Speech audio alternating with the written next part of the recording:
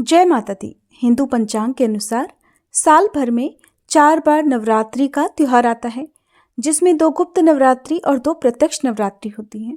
गुप्त नवरात्रि माघ और आषाढ़ मास में होती हैं। गुप्त नवरात्रि के बारे में बहुत ही कम लोगों को पता होता है और वहीं प्रत्यक्ष नवरात्रि चैत्र और शारदीय नवरात्रि होती है।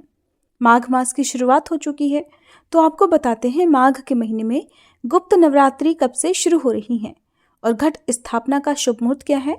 और आप जानेंगे कि गुप्त नवरात्रि के दिनों में क्या कलश स्थापना करना जरूरी होता है। इस साल माघ गुप्त नवरात्रि की शुरुआत 10 फरवरी से हो रही है और इसकी समाप्ति 18 फरवरी को होगी। घट स्थापना का शुभ मुहूर्त 10 फरवरी को सुबह 8:45 से 10:10 तक का है। गुप्त नवरात्रि में माँ दुर्गा की गुप्त रूप से पूजा की जाती है। ऐसा करने से व्यक्ति की सभी मनोकामनाएं पूर्ण हो जाती हैं और माता रानी का आशीर्वाद बना रहता है। इस दौरान किसी भी तरह का तामसिक भोजन नहीं ग्रहण करना चाहिए। पौराणिक मान्यताओं के अनुसार गुप्त नवरात्रि की पूजा और व्रत अनुष्ठान को बिल्कुल गुप्त रखना चाहिए। वैसे तो इन 10 दिनों में 10 महाविद्याओं की पूजा की जाती है। इसके अलावा आप इन दिनों प्रकट नवरात्रि की तरह माँ भगवती के 9 रूपों की भी पूजा कर सकते हैं।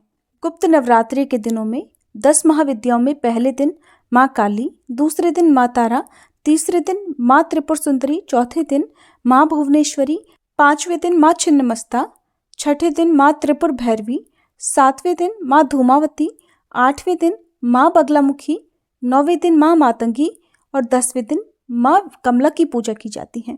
मान्यता है कि नवरात्रि के पहले दिन माँ दुर्गा कैलाश पर्वत से धरती पर आती हैं और दिन के अनुसार ही उनके आगमन का वाहन भी तय होता है और उसके शुभ या अशुभ संकेत भी मिलते हैं। इस बार क्योंकि शनिवार के दिन से गुप्त नवरात्रि प्रारंभ होंगे, तो माता रानी का वाहन घोड़ा होगा, जबकि विसर्जन रविवार के दिन होने के कारण माँ दुर्गा भैंसे पर प्रस्थान करेंगी। धार्मिक मान्यता है कि आप इन दिनों की पूजा को जितना गुप्त रखेंगे उतनी जल्दी आपकी मनोकामना पूरी होगी। गुप्त नवरात्रि की पूजा का मुख्य उद्देश्य साधकों और अघोरियों का तंत्र मंत्र की सिद्धि पाना होता है। पूजा पाठ को गुप्त रखने के लिए आपको मंदिर में यदि कलश स्थापित किया हुआ है तो उसे भी दूसरों की नज़र से बचाना चाहिए। अगर ऐसा कर पाना आपके लिए संभव नहीं है तो आप बिना कलश स्थापना किए भी गुप्त नवरात्रि की पूजा कर सकते हैं या उपवास रख सकते हैं।